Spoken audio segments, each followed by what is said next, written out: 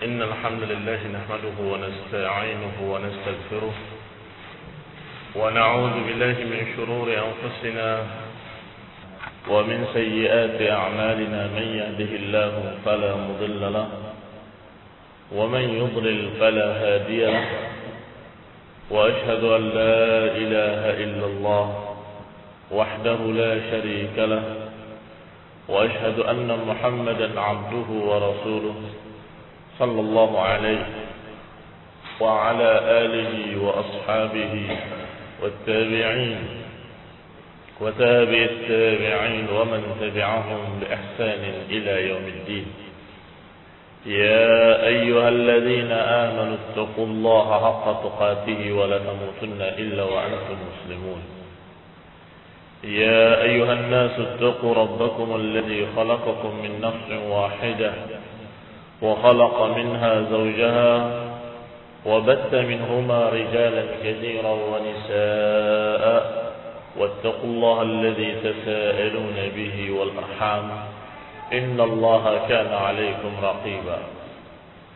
يا أيها الذين آمنوا اتقوا الله وقولوا قولا سديدا يصلح لكم أعمالكم ويغفر لكم ذنوبكم، ومن يطع الله ورسوله فقد فاز فوزا عظيما.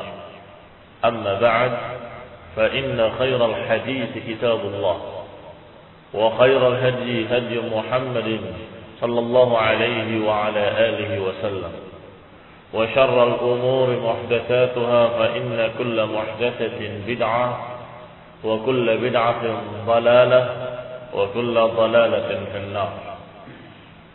Ikhwani fillah, azakumullah, kaum muslimin yang saya hormati,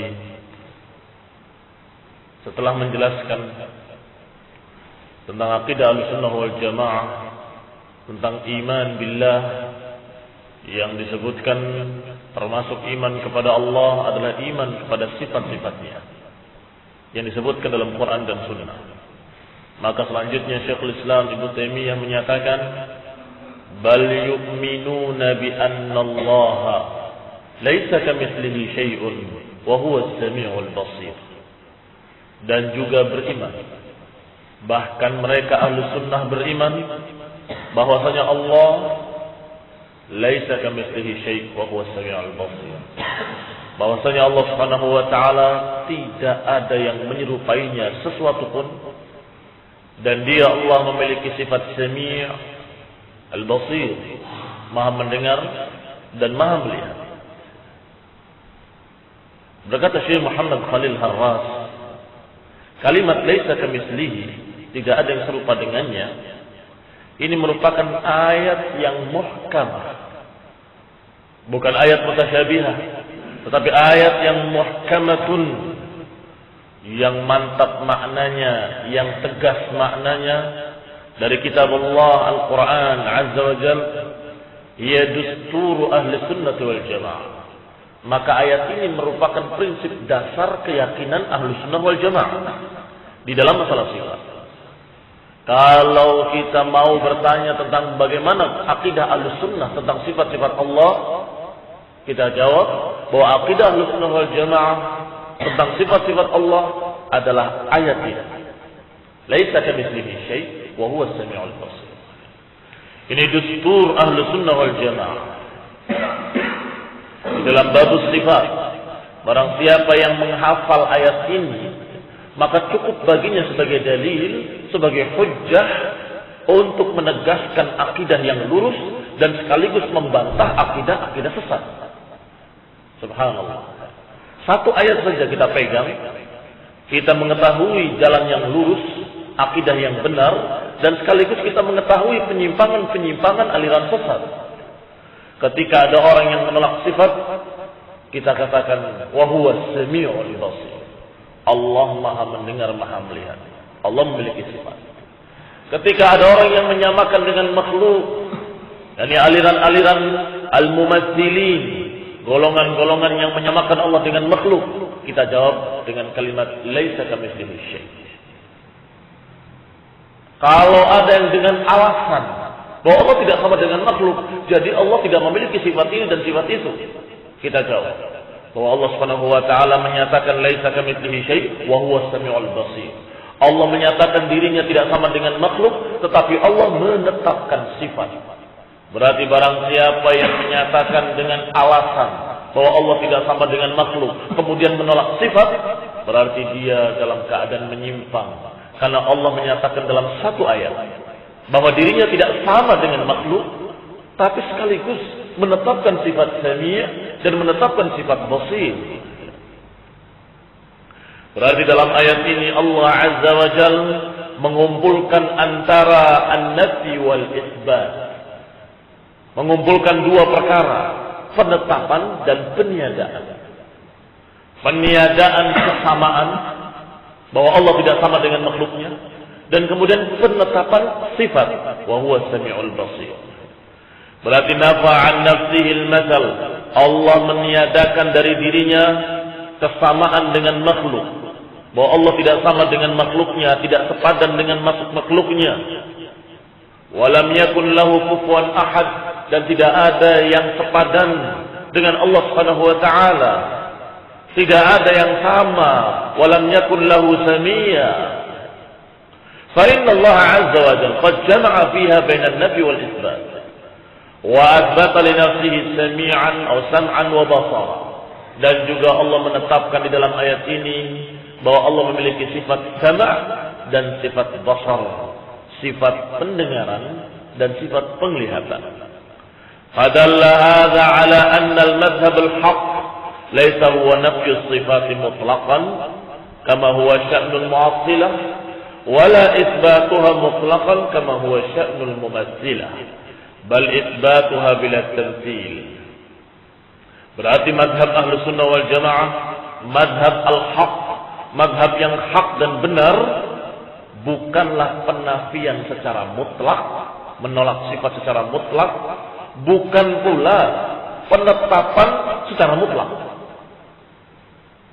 bukan peniadaan secara mutlak, bukan penetapan secara mutlak. Jadi kalau peniadaan secara mutlak salah, pokoknya tidak ada sifat-sifat Allah, keliru. Atau sebaliknya, pokoknya sifat-sifat Allah itu demikian dan demikian semuanya ada, dan kemudian kita mutlakkan tanpa ada keterangan. Mestinya ada keterangan. Sifat-sifat itu kita imani, tapi tidak sama dengan makhluk. Harus ada qaid namanya. Qaid itu syarat atau ikatan. Sehingga kalimat bahwa Allah memiliki sifat-sifat pendengaran dan penglihatan, jangan berhenti di situ. Jangan titik di situ. Kenapa? Nanti terkesan sama dengan makhluk. Makhluk juga mendengar, makhluk juga melihat. Kita katakan Allah memiliki sifat mendengar dan memiliki sifat melihat, tetapi tidak sama dengan makhluk. Harus begitu. Ini namanya qaid, harus diikat. Demikian pula sebaliknya, kalau kita meniadakan kesamaan, Allah tidak sama dengan makhluknya. Jangan berhenti di situ. Jangan sampai kita mengatakan Allah tidak sama dengan makhluknya. Dipahami berarti tidak mendengar, tidak melihat, tidak berjalan, tidak turun ke langit dunia. Kita katakan bahwa Allah memiliki sifat-sifat, tetapi sifatnya tidak sama dengan makhluknya. Jadi menyatakan tidak sama dengan makhluknya, tapi kita yakin bahwa Allah memiliki sifat. Kenapa harus demikian? Karena ada orang yang katanya berkeyakinan bahwa Allah tidak sama dengan makhluknya, tetapi kemudian mereka menafikan sifat dengan keseluruhan, menolak seluruh sifat, seperti alirannya Jahm bin Safwan. Jahm bin Safwan adalah seorang mubtadi'un dhal, seorang tokoh sesat dan menyesatkan, yang orang ini menyatakan kalau Allah punya sifat berarti sama dengan makhluk punya sifat. Jadi supaya tidak sama dengan makhluk, kita katakan Allah tidak memiliki sifat. Allah tidak mendengar dan tidak pula tuli. Allah tidak melihat dan tidak pula buta. Allah tidak berbicara dan tidak pula bisu. Allah tidak ini dan tidak pula ini. Terus demikian seluruh sifat sampai pada ujungnya Allah tidak ada dan tidak ada. Gila Jahm. Laqad junna Jahmun id yusammi ilahahu. Kata seorang A'rab ketika mendengarkan ucapan Jahm seperti itu, sungguh laqad junna Jahm, telah junun, telah majnun. Laqad junna Jahmun id yusammi ilahahu, sungguh telah gila Jahm ketika menamakan Tuhannya, ketika menamakan Rabbnya dengan kalimat Maha mendengar tanpa pendengaran, Maha melihat tanpa penglihatan, Maha tinggi tanpa ketinggian. Karena menolak sifat, sehingga kalimat-kalimat dalam Quran diterima, tapi sifatnya ditolak. Nama diterima, sifat ditolak. Ini kan aneh. Betul kata A'rabi tadi, Arab gunung tadi lebih cerdas daripada Jahm bin Safwan. Laqad junna Jahmun, sungguh telah majnun Jahm. Namanya diterima, sifatnya ditolak. Jadi As-Sami' itu nama Allah, Maha mendengar, tapi Allah tidak punya pendengaran. Lah, terus bagaimana? Allah Basir tanpa basar. Allah Maha melihat tapi tanpa penglihatan. Allah tidak punya sifat melihat. Akhirnya Jahm kafir, keluar dari ajaran Islam, keluar dari akidah dasar kaum muslimin. Kenapa dia sesat? Karena dia menafikan kesamaan secara mutlak, kemudian tidak menyebutkan sifat-sifat Allah. Allah tidak sama dengan makhluknya. Jadi tidak sama pada sisi apapun, bahkan masalah sifat-sifat pun Allah tidak punya sifat. Karena Allah punya sifat nanti seperti makhluk, katanya begitu. Kita katakan wahai Jahm dan wahai aliran Jahmiyah, wahai orang-orang yang sesat, para penolak sifat, ingatlah ketika Allah menyatakan laisa kamitslihi syai', ketika Allah berfirman tidak ada yang serupa dengannya, apakah titik sampai di situ atau ada kelanjutannya? Ada kelanjutannya, wa huwas samiul basir. Itu lanjutannya. Berarti kita katakan seperti apa yang Allah katakan dalam Quran. Allah tidak sama dengan makhluknya, tetapi Allah memiliki sifat-sifat. Allah tidak sama dengan makhluknya, tetapi Allah memiliki sifat sami', as-sam', basir, al-basar. Allah memiliki sifat maha mendengar, maha melihat, maha tinggi, maha mulia, dan sekian sifat-sifat lainnya yang tinggi dan mulia. Maka ikhwan fillah a'azakumullah, ketika dikatakan oleh Allah Subhanahu wa taala laisa kamitslihi syai', bagaimana i'rabnya? Secara nahwu yang paling sahih dari i'rabnya, susunan tata bahasanya, annal kaf silatun zidat lit-ta'kid, bahwasanya huruf kaf adalah merupakan silah dan disebutkan untuk takkid, penekanan. Laisa kamitslihi dikatakan dengan kaf yang maknanya seperti, mislihi juga maknanya seperti. Kenapa kok dua kali? Berarti kalau terjemahkan secara letterlek, tidaklah sama dan sepadan, atau tidaklah sama dan semisal. Untuk takkid namanya penekanan. Seperti ucapan-ucapan orang Arab, laisa kamitslil fata Zuhairin khuluqun yuwazihi fil fadail. Tidaklah sama dengan pemuda-pemuda lainnya si Zuhair. Ini kalimatnya kamitslihi juga. Berarti kalimat kamitslihi sudah dipaham oleh orang-orang Arab, maknanya adalah penafian kesamaan. Bahwa tidak ada yang sama, berarti maknanya Allah Maha sendiri, la ilaha illahu. Tidak ada ilah kecuali Dia. Tidak ada yang menyamainya dalam seluruh sifat-sifatnya. Kalaupun dikatakan mendengar, Allah Maha mendengar. Sedangkan makhluk-makhluk ini pendengarannya sangat amat terbatas. Allah Maha melihat, sedangkan makhluk-makhluk penglihatannya sangat amat sungguh-sungguh terbatas. Karena terbatas sekali. Dia tidak bisa mendengar kecuali frekuensi tertentu. Apakah dari sekian sampai sekian saya tidak tahu. Disebut dan dipelajari oleh para ilmuwan. Kalau lebih tinggi dari frekuensi tersebut, atau lebih rendah dari frekuensi tersebut, dia tidak bisa mendengar. Sedangkan Allah Subhanahu wa taala mendengarkan bisikan-bisikan hawa nafsu yang ada di dalam dadanya. Dan Allah mengetahui tukhfis sudur. Allah Maha mengetahui apa yang di dalam dada. Sehingga tidak sama. Mendengarnya Allah tidak sama dengan mendengarnya makhluk. Melihatnya Allah tidak sama dengan melihatnya makhluk. Dan kita katakan pada seluruh sifat dengan ucapan seperti ini.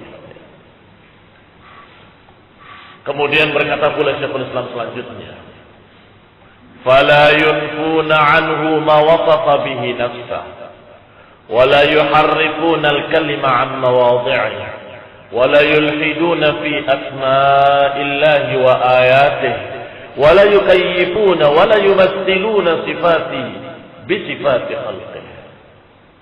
Maka kata Syekhul Islam rahimahullah, maka Ahlus Sunnah wal Jamaah, Firqatul Najiyah, Taifatul Mansurah, mereka menafikan, mereka tidak menafikan sifat-sifat Allah yang Allah sifatkan dirinya dengannya.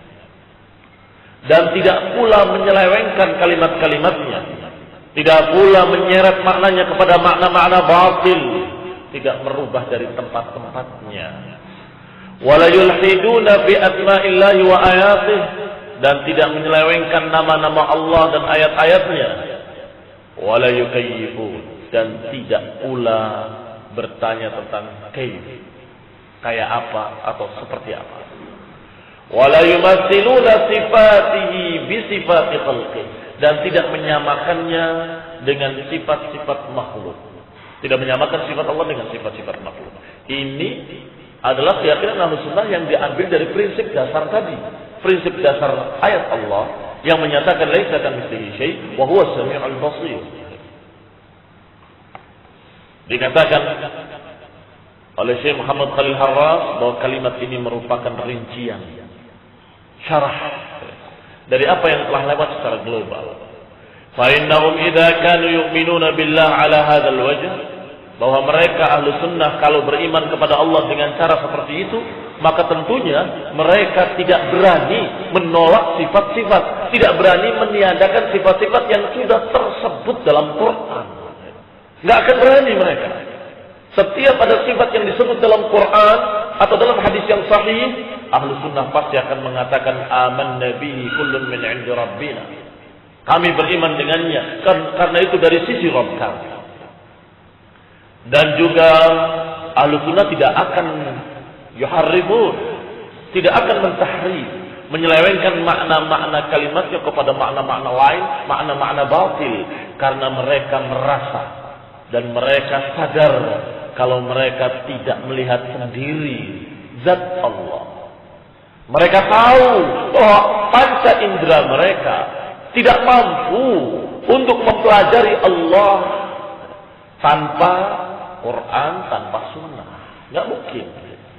Maka sebatas apa yang dikatakan oleh Allah dalam Quran dan sebatas apa yang disebutkan dalam hadis-hadis yang sahih, itulah yang mereka yakini. Selebihnya mereka akan berkata wallahu a'lam, saya tidak tahu. Oh, ini maksudnya begini, saya tidak paham. Kecuali yang tersebut dalam Quran secara zahir, secara jelas. Wala yukayyifuna wala yumassilun, dan mereka Ahlus Sunnah tidak akan mempertanyakan kayak apa, seperti apa, bagaimana terhadap sifat-sifat Allah. Mengapa demikian? Karena mereka tahu pula, sadar pula bahwa pertanyaan itu tidak akan terjawab. Kenapa tidak akan terjawab? Karena tidak ada yang pernah melihat Allah. Tidak ada yang pernah melihat zat Allah di muka bumi ini. Maka ikhwan fillah azakumullah, apa yang digambarkan oleh Rasul sallallahu alaihi wa ala alihi wasallam, apa yang diterangkan oleh Allah dalam Al-Qur'an, maka itulah yang bisa kita ketahui. Selebihnya mau tanya sama siapa? Tangan Allah seperti apa sih? Kalau pertanyaan seperti ini, siapa yang akan jawab? Bagaimana penglihatannya Allah? Atau bagaimana istiwanya Allah di atas arasnya? Siapa yang akan menjawab? Kamu, saya, kita, dan seluruh manusia. Enggak ada yang melihat Allah. Ikhwan fillah azakumullah. Berarti pertanyaan itu akan membuka pintu syaitan. Ketika ada orang yang mulai ngelamun dalam berpikir dengan kalimat-kalimat kayak apa ya Allah itu? Wajahnya bagaimana? Seperti apa? Kayak apa? Apa yang terjadi? Yang terjadi selalu syaitan datang kepadanya dan membisikkan, mungkin begini, mungkin begitu, jangan-jangan seperti ini, mungkin seperti itu jawaban syaitan. Akhirnya dia menggambarkan sendiri dengan kepalanya. Kalau Allah SWT Maha melihat, berarti begini matanya. Berarti ada selindernya. Berarti. Akhirnya muncul aliran Isa Bugis. Isa dari Bugis. Yang mengatakan bahwa Allah itu ada kesatuan antara cahaya putih dengan cahaya merah, dengan hitam yang memiliki frekuensi, memiliki kalimat-kalimat yang sama sekali tidak pantas disebutkan untuk Allah SWT. Dimensinya adalah tak terhingga, diukur dengan dimensi.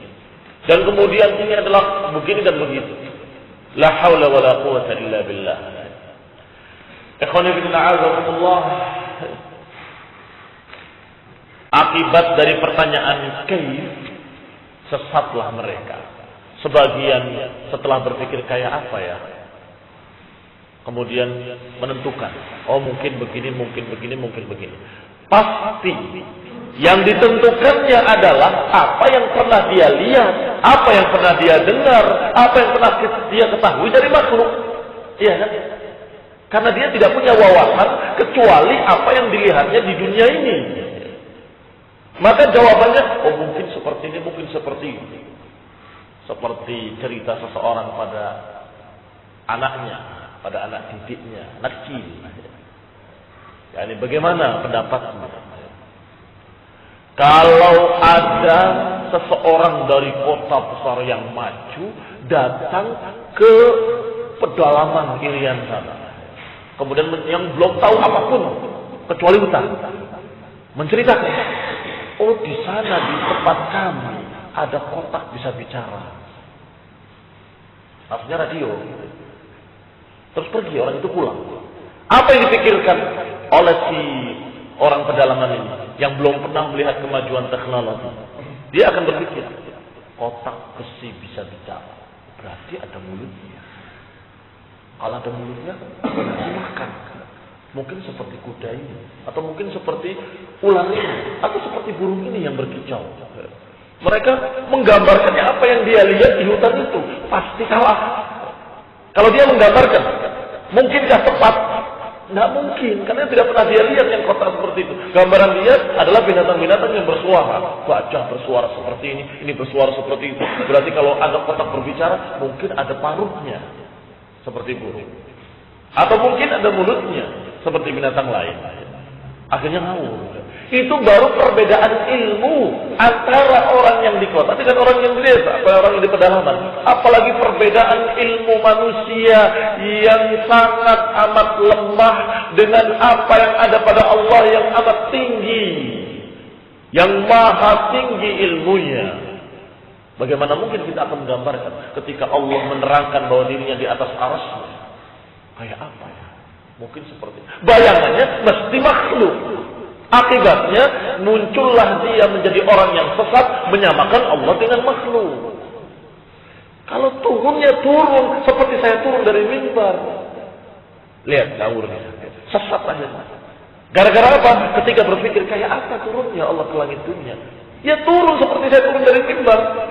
Dijawab dengan tamtsil, dijawab dengan menyamakan Allah dengan makhluk. Akibat pertanyaan kaif. Berarti pertanyaan kaif itu sebuah pintu. Yang kalau orang masuk ke pintu tersebut, masuk ke dalam kesesatan. Itu yang menjawab. Ada lagi yang tidak menjawab. Tapi sebaliknya menolak. Setelah berpikir, kayak apa ya? Kayak apa? Tangan Allah seperti apa? Wajah Allah seperti apa? Itu mungkin bukan tangan itu. Mungkin bukan wajah. Akibat mempertanyakan kaif. Kenapa memaksakan diri? Hati kita, pikiran kita terbatas. Maka jangan memaksakan diri memikirkan zat Allah. Cukup dengan apa yang dikabarkan oleh Allah kita terima. Selebihnya kita akui, saya tidak tahu. Selesai. Ini cara ahlu sunnah dalam mengimani sifat-sifat Allah. Wal mawadhi' jam mawadhi' wal murad biha al ma'ani allati yajib tanzilul kalami 'alayha. Sedangkan yuharrifuna al kalima an mawadhi'.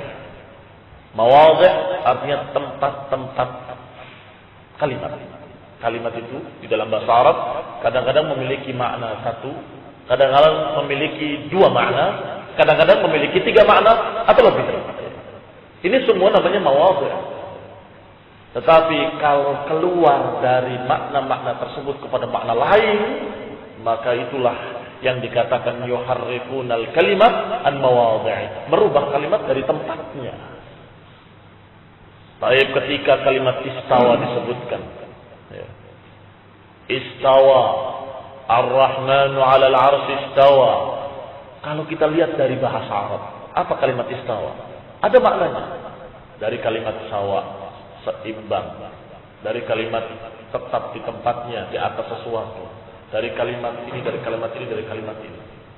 Kalau kita urutkan di kamus manapun, kamus yang besar-besar sekalipun, kamus Bahrul Muhit atau kamus yang lainnya, silahkan. Apakah ada makna istawa adalah menguasai? Tidak ada. Tidak ada. Istawa itu menguasai. Tiba-tiba mereka mengatakan maksudnya istawa adalah menguasai. Jadi bukan Allah di atas arsy, bukan, tapi Allah menguasai arsy.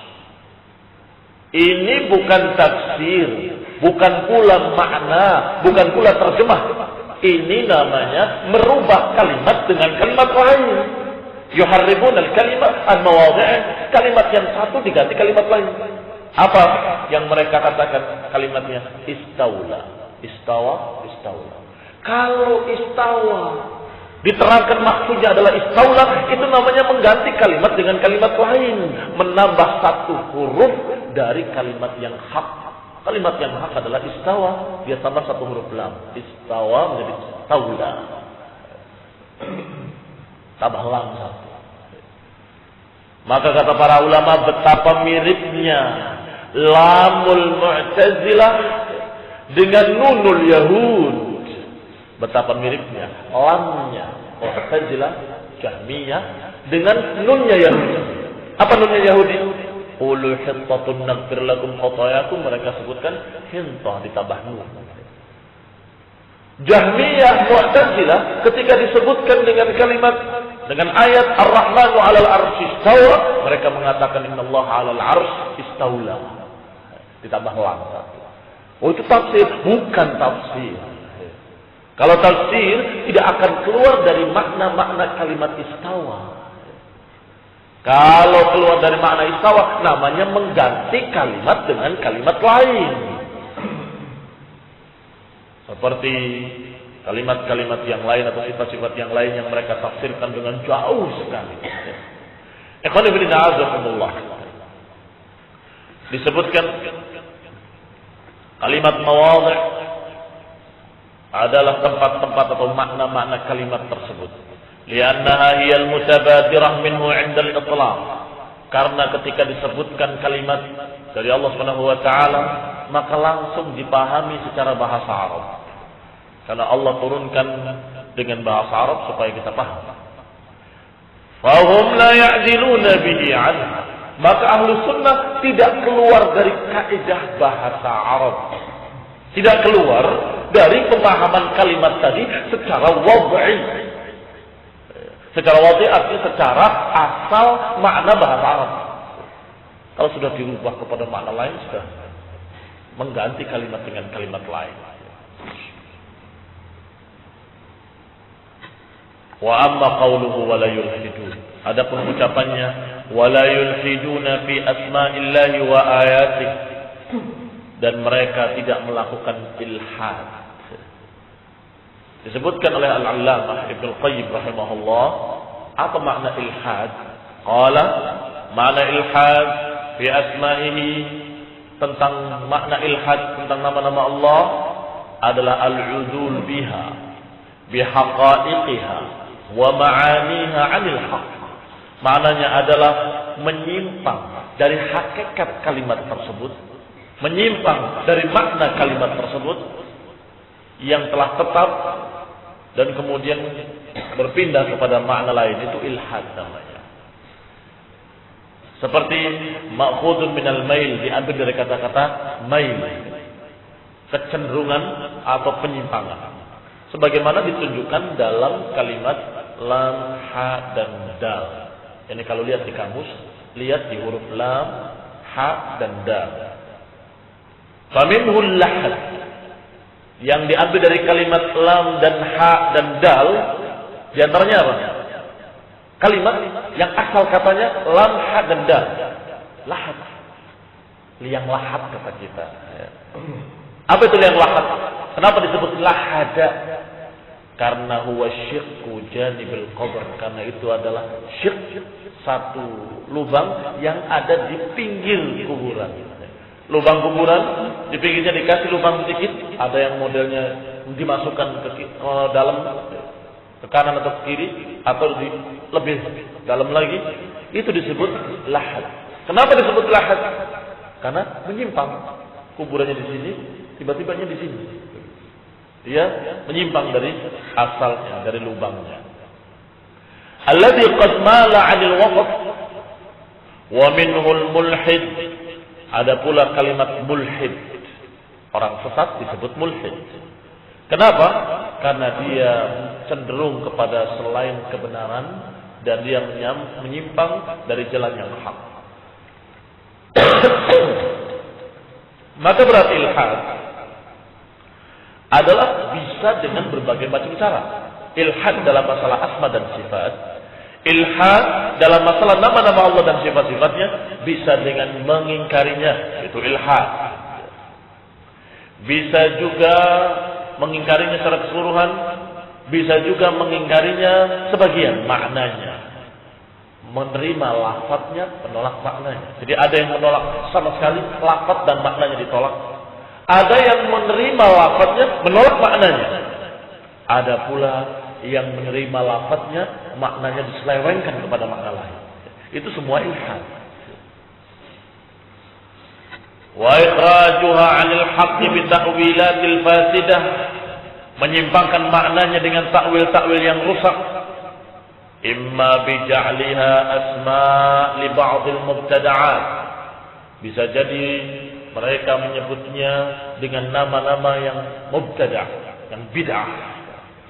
Ka-ilhad di ahli al-ittihad, seperti ilhadnya golongan wahdatul wujud.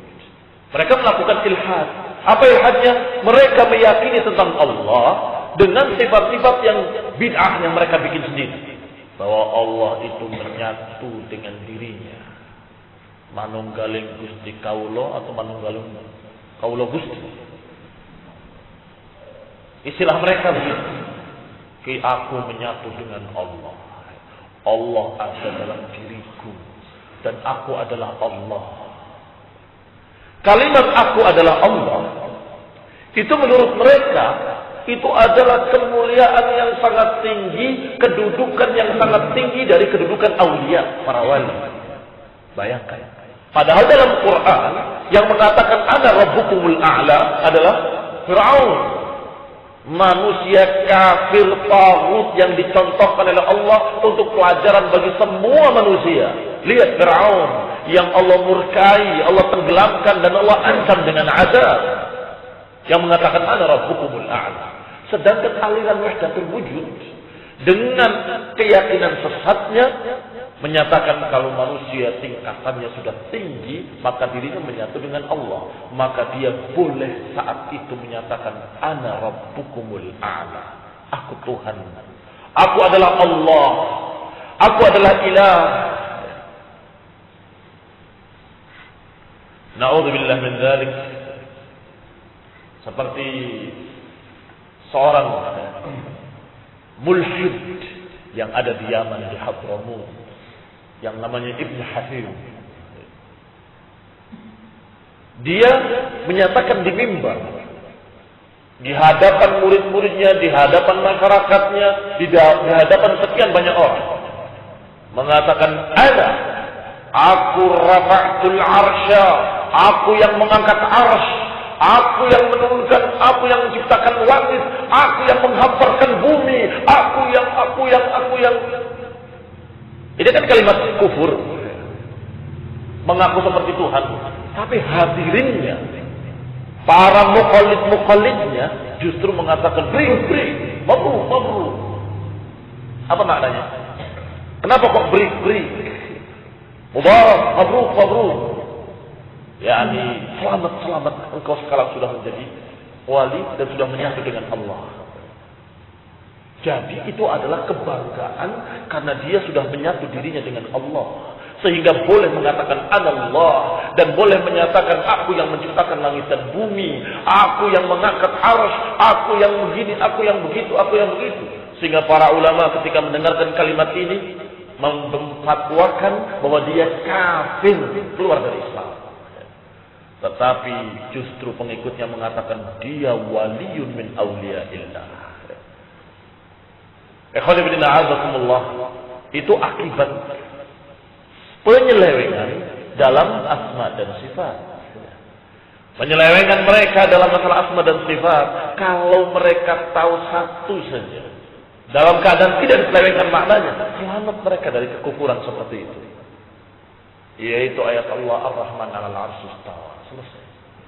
Oh, berarti Allah Maha tinggi di atas arsy-Nya. Allah bukan menyatu dengan makhluknya. Allah tidak menyatu dengan alam semesta ini, tapi Allah 'alal 'arsy, Maha tinggi di atas arsy-Nya, di atas 7 lapis langit. Langit yang ada ini sejauh mata memandang adalah langit pertama baru.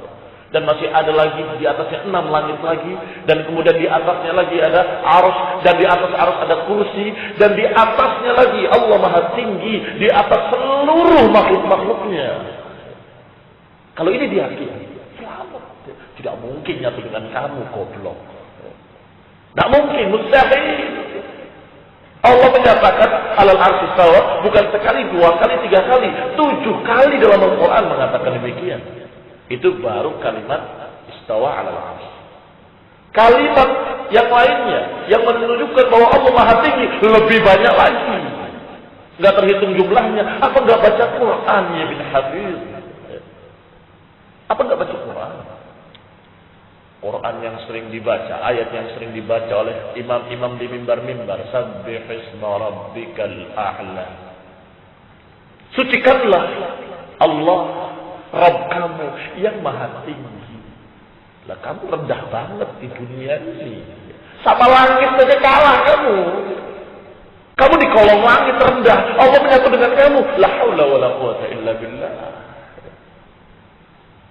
Ikhwan fillah a'azakumullah. Berapa ayat yang menyatakan bahwa Allah Maha tinggi, Aliyul A'la, wa huwal Aliyyul 'Azim, dan dia Maha tinggi dan Maha agung. Berapa ayat? Sekian ratus ayat yang menyatakan Allah Maha tinggi. A'amintum man fis samaa'i an yasifa bikumul arda. A'amintum man fis samaa'. Apakah kalian tidak takut dengan yang di langit? Siapa yang di langit? Allah Subhanahu wa ta'ala. Di langit artinya di atas langit sana. Dan tafsiran kedua, di atas langit adalah di atas ketinggian. Fis sama artinya fis sumu, di ketinggian. Maka maknanya tetap bukan di dalam langit maknanya, tapi maknanya di ketinggian, Maha tinggi di atas langit Allah, di atas arsy-Nya, di atas kursinya. Kayak apa? Tidak tahu. Dan tidak diberitahu kita, maka kita katakan wallahu a'lam, karena kita tidak diberitahu. Demikian ikhwan fillah a'azakumullah. Keyakinan Ahlus Sunnah wal Jamaah itu adalah adil, sederhana. Apa yang disampaikan kita imani, yang tidak diberitahu jangan nebak-nebak. Selesai. Kita katakan dengan kejujuran bahwa saya tidak mengerti, saya tidak tahu, Allah tidak memberitahu, Rasulullah juga tidak memberitahu. Bagaimana kita akan tahu? Tetapi yang sudah diberitahu dalam Quran dan Sunnah, kita yakin sampai mati. Kita yakin seyakin-yakinnya apa yang disebutkan dalam Quran pasti benar, apa yang disebutkan dalam hadis pasti benar, hadis yang sahih. Sedangkan penyelewengannya, maknanya ditarik sana kemari, kita katakan saya tidak berani menarik ke sana kemari karena kita tidak tahu kayak apa Allah kok sok tahu. Maksudnya tangan itu begini, maksudnya istawa itu istawa. Apa kamu dapat wahyu sehingga kamu ngerti maknanya istawa itu istawa? Nabi aja nggak bilang begitu. Sahabat murid Nabi nggak bilang begitu. Tabi'in dan tabi'it tabi'in yang mereka mendapatkan dari salafnya, dari para sahabat, nggak mengatakan begitu. Kok tiba-tiba kamu mengatakan seperti itu? Dari mana? Apakah kamu Nabi baru mendapatkan wahyu dari Allah? Kalau tidak, ucapkanlah seperti ucapan salaf. Amanna bihi kullun min 'indi rabbina, tidak menyelewengkannya kepada makna-makna lain, enggak menariknya kepada makna yang di luar makna lafaz. Istawa jadi istawa itu keluar. Enggak ada kaitannya, enggak ada hubungannya secara lafaz, enggak ada hubungannya pula secara makna. Enggak ada hubungannya. Istawa, apa hubungannya? Secara makna enggak ada. Secara lafaznya juga enggak ada. Kalau tadi kita katakan amin teman fis sama maknanya sumu, ada hubungan enggak? Ada, sama memang diambil dari sumu. Ada hubungan kalimat. Kalimatnya sama maknanya. Langit disebut sama karena ada di atas. Jadi maknanya sama apa artinya? Ketinggian. Jadi man fis sama artinya siapa yang di ketinggian sana. Allah Subhanahu wa taala. Sedangkan istawa dengan istawa, apa kaitannya? Kalau istawa dengan istiwa mungkin sama. Ada kaitan kalimat. Tapi dengan istawa tidak ada sama sekali hubungannya. Itu namanya mengganti kalimat dengan kalimat lain. Maka ikhwan fillah a'azakumullah, nasallahu salamu wal afiyah, kita meminta pada Allah Subhanahu wa taala keselamatan. Keselamatan dalam pemahaman, keselamatan dalam akidah, agar kita betul-betul dibimbing oleh Allah di dalam akidah yang benar dan dibimbing oleh Allah Subhanahu wa taala untuk mengimani dengan benar dan diberi bimbingan oleh Allah Subhanahu wa taala agar mendapatkan ma'rifatullah, pengenalan terhadap Allah dengan sebenar-benarnya sehingga kita tidak tersesat. Amin wa sallallahu Muhammadin wa ala alihi wa ashabihi wa sallam tasliman katsira. Subhanakallahumma bihamdik asyhadu an la ilaha illa anta astaghfiruka wa atubu ilaik.